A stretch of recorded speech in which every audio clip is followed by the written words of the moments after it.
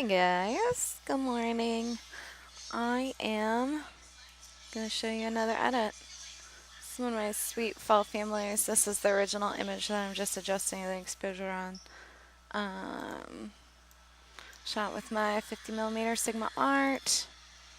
My settings were ISO 125, 1/2000th of a second at 1.8. Now she is across a tiny little pond from me.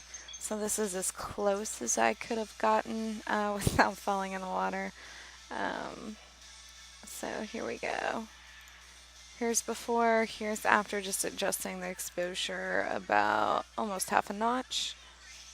I'm going to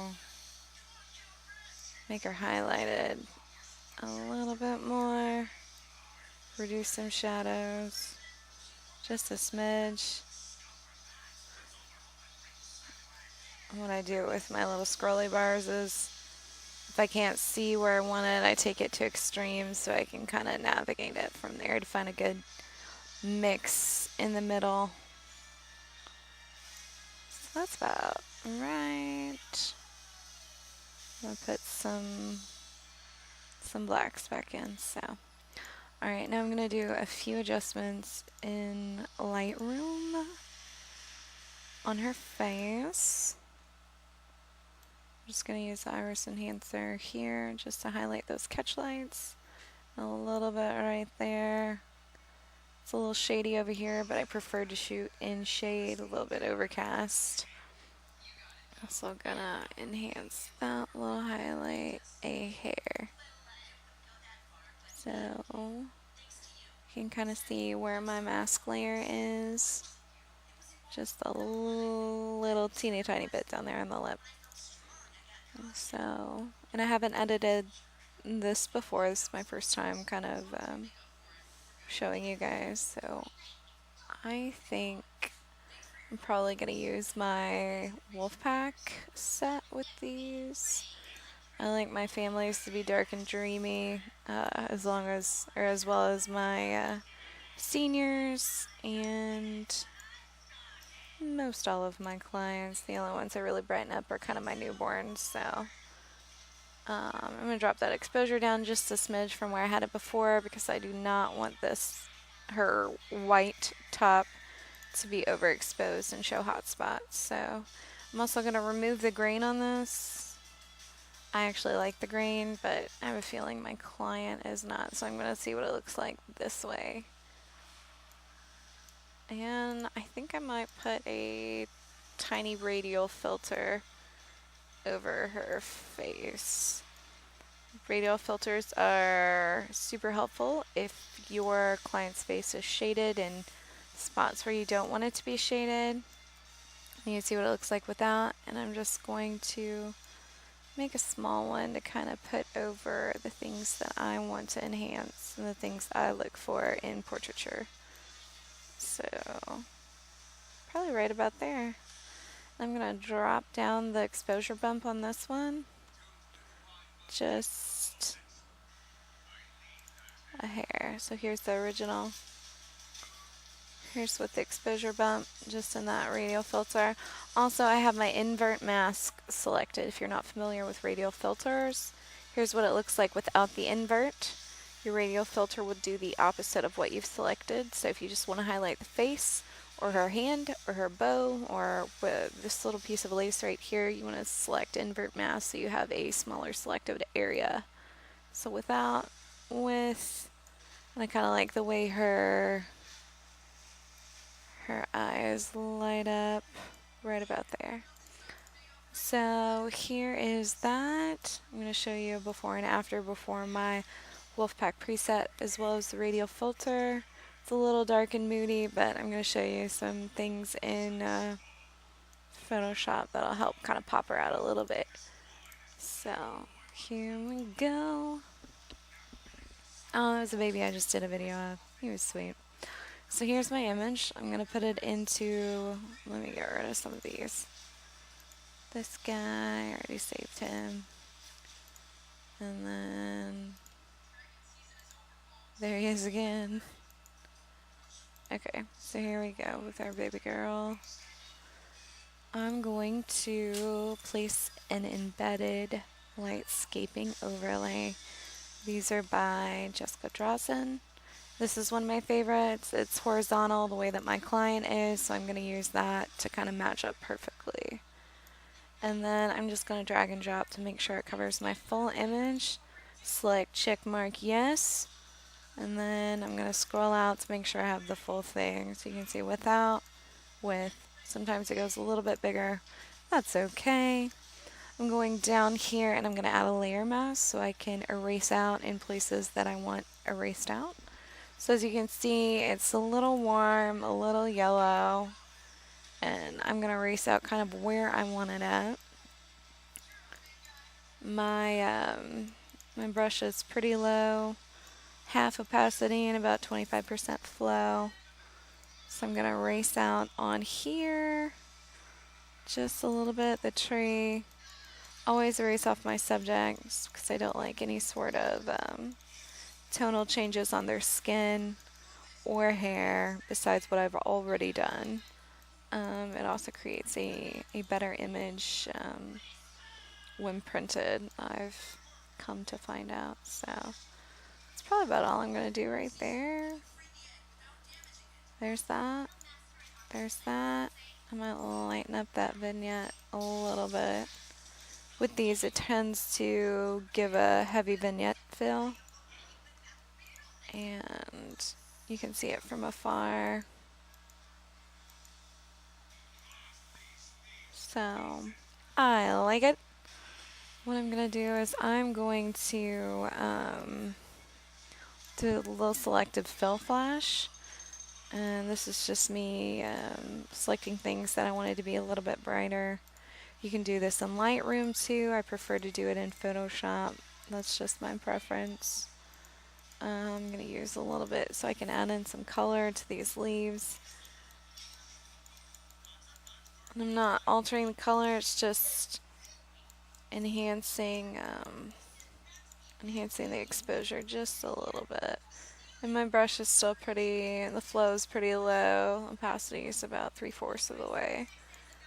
So my overall thought process here is I want your eye to flow in, circle around your subject, and go back to the main focus. So you can kind of see what a fill flash does. If you guys are interested, you can create your own. These are just some that I have handy, so I'm going to use them. I'm using Greater Than Gatsby actions, and I'm going to do some detail work on her face, just a little bit. So she's already an adorable little kid. She was great. She has 2 sisters, and they were great too. So, alright, I'm going to start with her eyes. Just one thing I tend to start with. I think it also helps dictate the way that I edit, because if I don't have dreamy eyes to kind of look at with pretty little catch lights, I get kind of lost. Like I'm not sure what to focus on first. I'm also going to enhance a little bit of her hair just in highlighted areas to kind of keep the movement through the image. So you can see sharpened, not sharpened. Cool. Alright. I'm going to go back into my Innocence retouch, do a smoother, no detail. This is going to kind of even out our skin tones in the shadowier areas. I'm going to run it down the sides of her face. Again, I will probably not soften right here underneath the eye. Whenever those shadows are there, just from the way that people hold their faces. I don't ever flatten those because it tends to look unbelievable. So there's that. If those little circles really bothered me, this is what I would do. I would either start a frequency separation or you can do it just with an additional layer. You can choose just layer. You don't have to do a layer from background. Control Shift in is another way to do it. You can color it. You can label it. I don't tend to label things because I pay attention to my layers unless I have millions of layers. So I'm going to select a lighter skin tone right here. I'm not going to select the highlight color, but kind of right in between there so it fades nicely. I'm going to drop my opacity quite a bit because if not, it'll just look like I painted on her face. So there's that. You can kind of see, takes away little bags. I'll probably adjust here just a little bit to make it a little more believable. I'm going to fade in that little bit of highlight color just around the edges. And I'll probably do the same thing with this side, just a little bit in the shadowier areas. It's a little more difficult because you don't want to erase that shadow. Also just looks like a weird floating head. So I think that's nice. So I'm going to show you without, with just a simple layer mask. And say you like this but you feel like it's too much, just drop down your opacity. Here's all of it not on. Here's the work that I've already done 100%. And then here's about 60-ish, 75. And if I'm not sure, I'll play with it. I like it at about 70. So zoomed in, here's what it looks like far away. Sometimes images look a little plastic. If you zoom in, they look great. If you take it far away, they look like you made them into a plastic Barbie doll. So be careful with your opacity. So I'm going to leave it hanging right around maybe 80. I feel like that looks good. So you can kind of see. There's that. I feel like it changes the whole, all of her features kind of just pop a little bit more without those little under eye shadows. And it's just from diffuse light, the way that the light hits her face. So I've sharpened her eyes, her lips just a smidge. Sometimes I'll do the, what is that, the Cupid's bow right here. Sometimes girls put highlighter there to make it all shiny and shimmery. And I super like this. So I've got my lightscaping overlay. I did a little fill flash, a little sharpen, smooth through skin, corrected these little eye shadows. And now I'm going to use one little tool that I like from the Radiance collection in the Greater Than Gatsby Actions, which is a color pop tool. I use this a lot for fall foliage. Foliage, such a funny word. It just kind of creates these little interesting colors that radiate around what I'm editing. Never go completely on the face. Rarely do I put it over my subject's clothing, whatever they're wearing, whatever they're doing. So you can kind of see a difference. This starts out at 70%, so watch your opacity again.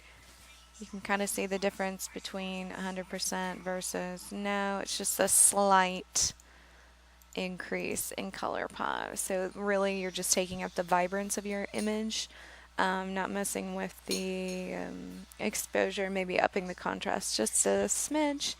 So I'm going to finish this up by going into my Kelsey Freeman actions, and I'm going to blur the background a lot. So that's one of the last things I'm probably going to do. I might soften her skin right here where the highlight to the shadow is. But here's my blurred background. Looking at, excuse me, sorry. 28%, 34 flow. So it's going to be like a real light blur back here. Again, it just separates your subject matter from the background, giving you an all-over, really polished look. And this little girl is adorable. So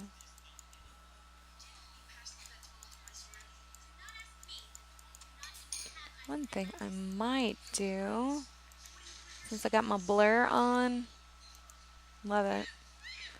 I might add in from the Radiance collection a dark red vignette.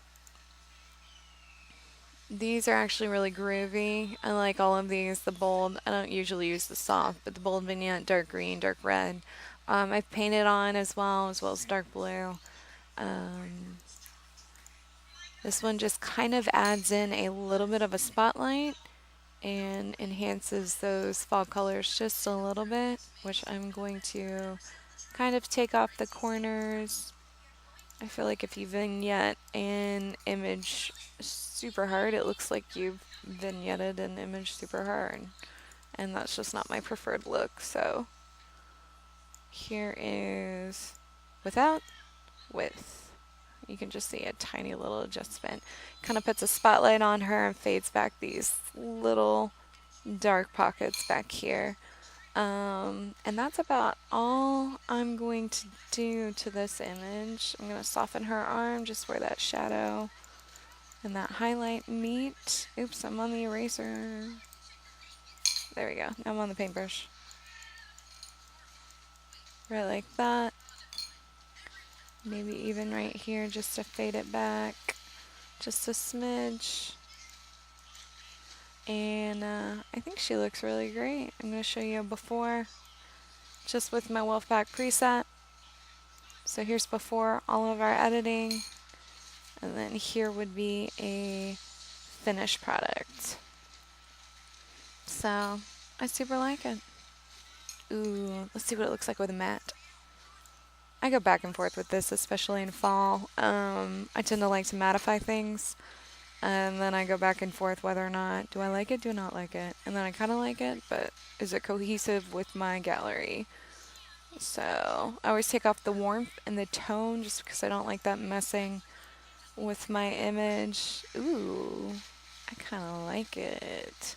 I tend to be a little dramatic, so I might save this both ways. I like a subtle matte, and I also like a kind of hard matte. So, and this one is just great. It's greater than Gatsby again. It's the matte soft pearl. It gives a great contrast with a little haze, with a little matte. So I'll go back and forth with kind of where I like it at. I'll probably end up saving it right about there. So that's a quarter of the way. You can see without, with. Yep. So I'm going to save it both ways and show my client. Thanks, guys.